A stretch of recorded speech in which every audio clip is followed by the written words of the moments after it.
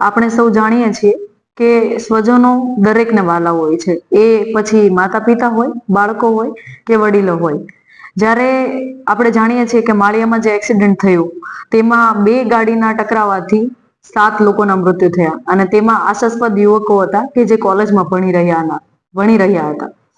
હવે પ્રશ્ન ત્યાં આવે છે કે જ્યારે આવા બાળકોનું મૃત્યુ થાય છે ત્યારે આપણે વિચારીએ છીએ કે એમને કાયદાની અજ્ઞાનતા હતી. તો હું વાલીઓને, જાહેર જનતાને એટલી અપીલ કરવા માંગુ છું કે આપ જ્યારે પણ આપના બાળકોને વ્હીકલ આપો છો ત્યારે થોડું વિચારો. કારણ કે એ વ્હીકલ જ્યારે તમે આપી રહ્યા છો ત્યારે તમે એ નથી જાણતા કે એ કેટલી સ્પીડમાં ચલાવે છે, ક્યાં રશ ડ્રાઇવિંગ કરે છે અને એના કારણે કેટલી મુશ્કેલીઓ ઊભી થતી હોય છે. જો બાળક કોઈ પ્રકારનો એક્સિડન્ટ કે વગેરે કરે છે તો એના માટે માત્ર બાળક જવાબદાર નથી, એના માતા પિતા પણ એટલા જ ગુનામાં ભાગીદાર બને છે.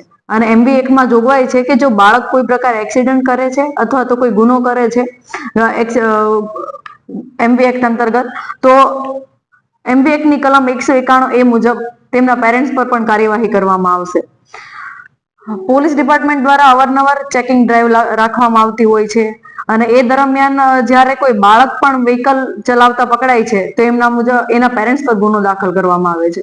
તો આપ જનતાને હું નમ્ર અપીલ કરું છું કે આપના બાળકોને જો શાળા અને સ્કૂલે લઈ જવા દેવા માટે જો વ્હીકલ આપતા હોય તો સાથે એમને ટ્રાફિક નિયમોનું પણ જ્ઞાન આપો. જો એ નહીં હોય તો અવારનવાર આપ આપના સ્વજનોને પણ ગુમાવી શકો છો અને એના કારણે કોઈ વ્યક્તિ બીજા સ્વજનો પણ ગુમાવી શકે છે.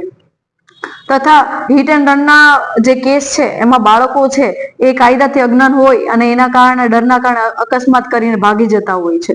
તો તેવા સમયસર ભોગ બનનાર છે એને સારવાર નથી મળતી હોતી અને આપણે કેસ છે અનડિટેક્ટ રહેતા હોય છે.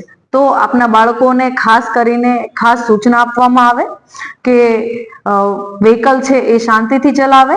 અને હવે તો ઇલેક્ટ્રિક વ્હીકલ પણ આવી ગયા છે, તો આપ આપના બાળકોને જો 16 વર્ષથી ઉપરની ઉંમર છે તો માત્ર ને માત્ર વ્હીકલ જ આપો.